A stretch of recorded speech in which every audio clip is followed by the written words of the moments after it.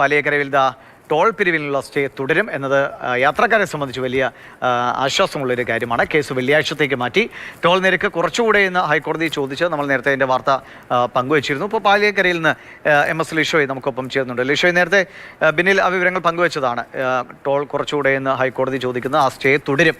കാരണം ആ സ്റ്റേ തുടരേണ്ട ഒരു സാഹചര്യമാണ്. അവിടെ ഇപ്പോഴും പലയിടങ്ങളിലും ഗതാഗതക്കുരുക്ക് ഇന്ന് രാവിലെയും മുരിങ്ങൂരിലുമൊക്കെ മണിക്കൂറുകളോളം ആളുകൾ കുരുങ്ങിക്കിടക്കുന്ന അവസ്ഥ, സർവീസ് റോഡുകളുടെ മോശം സ്ഥിതി, ഇതൊക്കെ ഇങ്ങനെ കിടക്കുകയാണ്. ആ സമയത്താണ് ഈ ടോൾ പിരിവ് വലിയ പ്രശ്നമായത്. എന്തായാലും കുറച്ചധികം നാൾ സ്റ്റേ തുടരേണ്ട സാഹചര്യം തന്നെയല്ലേ?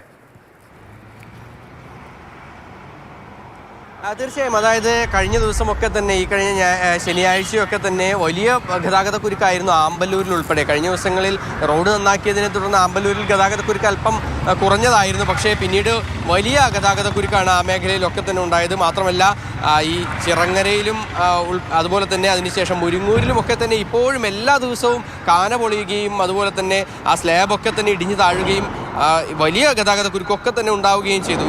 ഇതിന് ഒരു തരത്തിലുള്ളൊരു പരിഹാരവുമില്ല ഗതാഗതക്കുരുക്കിന്. അതുകൊണ്ട് തന്നെ ടോൾ ഒരു കാരണവശാലും പുനഃസ്ഥാപിക്കരുത് എന്ന നിലപാട് തന്നെയാണ് ജനങ്ങൾക്കുള്ളത്. അതിനോടൊപ്പം തന്നെ എന്നോടൊപ്പം ഇപ്പോൾ ഹർജിക്കാരനായ, ഈ ഒരു കേസിലെ ഹർജിക്കാരനായ ഷാജി കൊടങ്ങേണ്ടതുണ്ട്.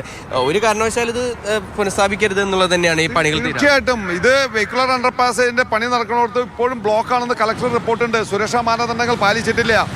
സർവീസ് റോഡുകൾ തകർന്നുകൊണ്ടിരിക്കുകയാണ്.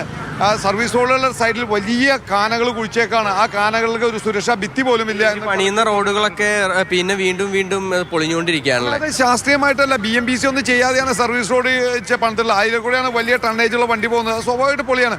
അതുകൊണ്ടാണ് ഹൈക്കോടതി പറഞ്ഞത് ഈ 4 VUPകളുടെ പണി നടക്കുമ്പോൾ വലിയ ബ്ലോക്കാണ്. ഇപ്പോൾ കൊരട്ടി പണിയാൻ പോവാണ് 17-ാം തീയതി തൊട്ട്. അപ്പോൾ 5 VUPകളുടെ പണി നടക്കുമ്പോൾ വലിയ ബ്ലോക്കാണ്. 10 കിലോമീറ്ററിന് മീതെ വലിയ ഗതാഗത കുരുക്കാണ്. അതുകൊണ്ടാണ് കോടതി ഇന്ന് ചോദിച്ചത്, നിങ്ങളുടെ താരിഫ് നിങ്ങൾ പുനഃപരിശോധിക്കാൻ തയ്യാറുണ്ടോ ചോദിച്ചത്. അപ്പോൾ സെൻട്രൽ ഗവൺമെൻറ്റിനോട് താരിഫ് പരിശോധിപ്പിക്കാൻ പരിശോധിച്ച് റിപ്പോർട്ട് കൊടുക്കാനാണ് വെള്ളിയാഴ്ചയ്ക്ക് വെച്ചിട്ടുള്ളത്. ഞങ്ങൾക്ക് പറയാനുള്ളത്, ടോള് തുറക്കരുത്. വെഹിക്കുലർ അണ്ടർപാസിന്റെ പണി കഴിയുന്നവരെ ടോൾ പിരിക്കരുത്.